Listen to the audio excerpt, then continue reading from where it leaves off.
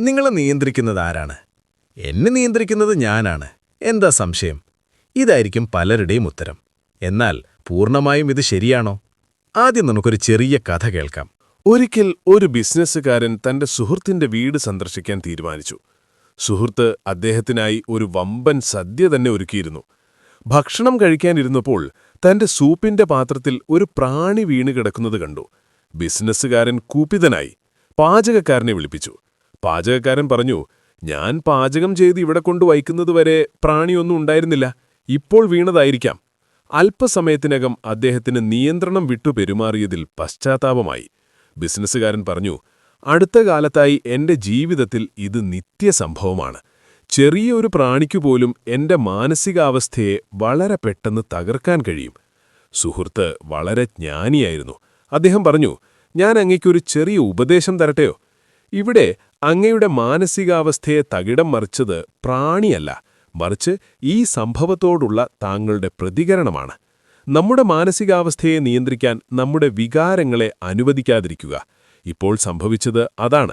താങ്കളുടെ വാക്കുകളുടെ നിയന്ത്രണം താങ്കളുടെ വികാരങ്ങൾ ഏറ്റെടുത്തു. ഫലമോ, എന്തു പറയണമെന്നോ എന്തു പ്രവർത്തിക്കണമെന്നോ തീരുമാനമെടുക്കാനുള്ള കഴിവ് താങ്കൾക്ക് ഒരു നിമിഷനേരത്തേക്ക് നഷ്ടപ്പെട്ടു." ഇത്തരം അവസ്ഥകളിൽ അല്പനേരത്തേക്ക് നാം നമ്മുടെ വാക്കുകളെയും ചിന്തകളെയും പിടിച്ചു നിർത്തുക. അല്പനേരം ശാന്തമായിരിക്കുക. ഞാൻ എന്തു പറയണമെന്നും പ്രവർത്തിക്കണമെന്നും ചിന്തിച്ചു തീരുമാനമെടുക്കാനുള്ള സമയമാണിത്. അങ്ങനെയായാൽ ഒരിക്കലും നമ്മുടെ മാനസികാവസ്ഥ മോശമാവില്ല. ഒരിക്കലും നാം പറയാൻ ആഗ്രഹിക്കാത്ത വാക്കുകളും ചെയ്യാൻ ആഗ്രഹിക്കാത്ത പ്രവൃത്തികളും നമ്മുടെ പക്കൽ നിന്നും പുറത്തുപോവില്ല. നമുക്ക് പുറമേയുള്ള സാഹചര്യങ്ങൾ മാറ്റാൻ സാധ്യമല്ല. എന്നാൽ അവയോടുള്ള നമ്മുടെ പ്രതികരണം എങ്ങനെയായിരിക്കണം എന്ന് നമുക്ക് തീരുമാനിക്കാൻ സാധിക്കും. സാഹചര്യങ്ങൾക്കനുസരിച്ച് നമ്മുടെ മാനസികാവസ്ഥ മാറാതിരിക്കാൻ നമ്മുടെ വികാരങ്ങളെ കൈപ്പിടിയിലൊതുക്കുക വഴി സാധിക്കും.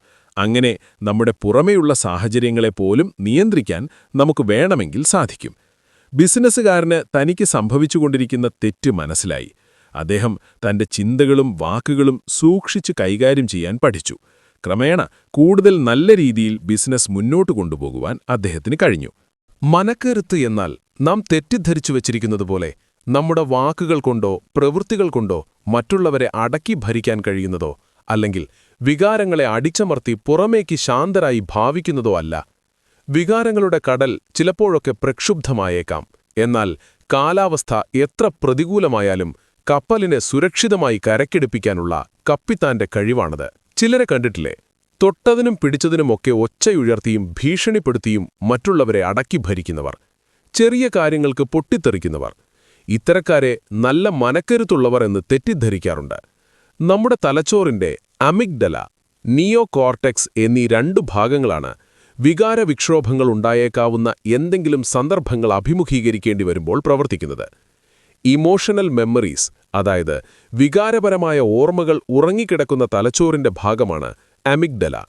നിയോ കോർട്ടെക്സ് ആകട്ടെ യുക്തിപരമായി ചിന്തിച്ച് തീരുമാനമെടുക്കാൻ പ്രേരിപ്പിക്കുന്ന ഭാഗവും. എന്തെങ്കിലും പ്രകോപനപരമായ കാരണങ്ങൾ മൂലം നമുക്ക് ദേഷ്യം വന്നു എന്നിരിക്കട്ടെ, പെട്ടെന്ന് തന്നെ നമ്മുടെ അമിഗ്ഡല ആക്റ്റീവായി നമ്മുടെ തലച്ചോറിന്റെ നിയന്ത്രണം ഏറ്റെടുക്കുന്നു. ചിന്തിച്ച് തീരുമാനമെടുക്കാനുള്ള തലച്ചോറിന്റെ ഭാഗത്തേക്കുള്ള സിഗ്നലുകൾ കട്ടാവുന്നു. അമിഗ്ഡലയുടെ പ്രവർത്തന ഫലമായി ശരീരത്തിലും മനസ്സിലും വളരെയധികം മാറ്റങ്ങൾ നിമിഷങ്ങൾക്കകം നടക്കുന്നു. ശരീരത്തിൽ സ്ട്രെസ് ഹോർമോൺസ് ഉൽപ്പാദിപ്പിക്കപ്പെടുന്നു.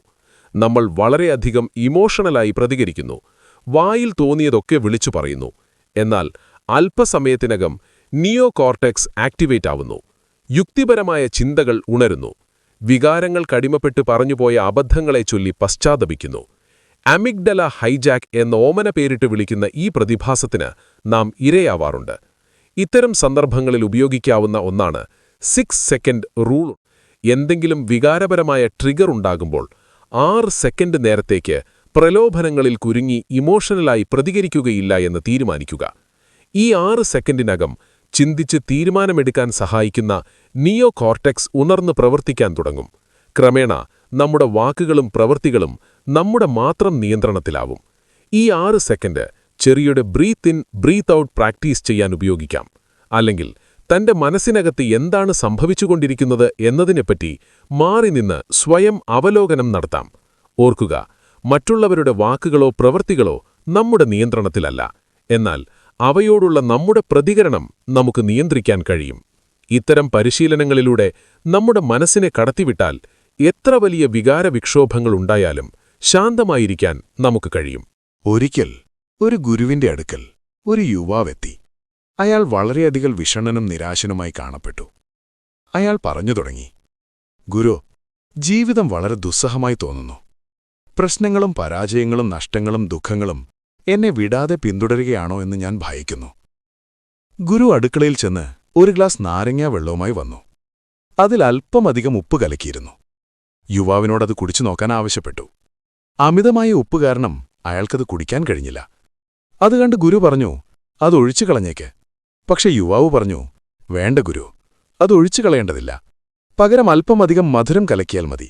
ഉപ്പിന്റെ സ്വാദ് കുറഞ്ഞു കിട്ടും. ഗുരു ചിരിച്ചു. ഈ സമീപനം തന്നെയാണ് നീ നിന്റെ ജീവിതത്തോടും പുലർത്തേണ്ടത്. ദുഃഖങ്ങളുണ്ടാകുമ്പോൾ സ്വയം കാരണങ്ങൾ കണ്ടെത്തി ജീവിതത്തെ സന്തോഷം കൊണ്ട് നിറയ്ക്കുക.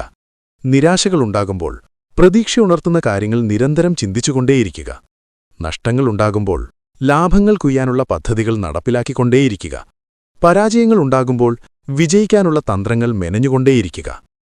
ആ മുളങ്കൂട്ടങ്ങളെ നോക്കൂ. ഗുരു പുറത്തേക്ക് വിരൽ ചൂണ്ടി. ഈ മുളകളിൽ നിന്ന് നമുക്കൊരു പാഠം പഠിക്കാനുണ്ട്. എത്ര വലിയ കൊടുങ്കാറ്റിലും അവ കടപുഴകി വീഴുകയില്ല. കാരണം അവക്കറിയാം, കൊടുങ്കാറ്റിനെ എതിർത്തു തോൽപ്പിക്കാൻ തങ്ങൾക്ക് കഴിവില്ലെന്ന്. അതുകൊണ്ടവ കാറ്റിന്റെ ഗതിക്കനുസരിച്ച് സ്വയം വളയുന്നു. കാറ്റ് ശമിക്കുമ്പോൾ വളരെ പെട്ടെന്ന് തന്നെ അവ പൂർവ്വസ്ഥിതി പ്രാപിക്കുന്നു. നമുക്ക് നിയന്ത്രിക്കാൻ കഴിയാത്ത കാര്യങ്ങളോട് നമ്മൾ സ്വീകരിക്കേണ്ട സമീപനം ഇതാണ്. പുറമേയുള്ള സാഹചര്യങ്ങളോടെതിരിടാതെ സാഹചര്യങ്ങൾക്കനുസരിച്ച് മാറാൻ നമ്മളെ സ്വയം പ്രാപ്തരാക്കുക. ജീവിതത്തിൽ പ്രതിസന്ധികളും പ്രയാസങ്ങളും സാധാരണമാണ്. അവയെ തരണം ചെയ്യാതെ ഒരിക്കലും കരുത്തരാകുവാൻ സാധ്യമല്ല. വിജയം എന്നാൽ പ്രശ്നങ്ങളില്ലാതെ, പ്രതിസന്ധികളില്ലാതെ ശാന്തമായി നീങ്ങുന്ന ജീവിതമല്ല. മറിച്ച് പ്രശ്നങ്ങളെയും പ്രതിസന്ധികളെയും ധൈര്യപൂർവ്വം നേരിടാനുള്ള കരുത്തും സന്നദ്ധതയുമാണ്.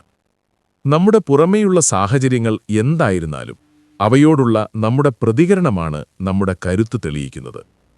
പ്രശ്നങ്ങളില്ലാതെയാക്കുന്നതിലല്ല നമ്മുടെ മിടുക്ക്. പ്രശ്നങ്ങൾ പരിഹരിക്കാൻ തക്കവിധം സ്വയം കരുത്തരാകുന്നതിലാണ്. വീണുപോകുന്നതിൽ തെറ്റൊന്നുമില്ല. എന്നാൽ വീണ്ടെടുത്തുനിന്നും ആർജവത്തോടെ എഴുന്നേറ്റു കുതിക്കാനുള്ള ശക്തിയാണ് യഥാർത്ഥ കരുത്ത്.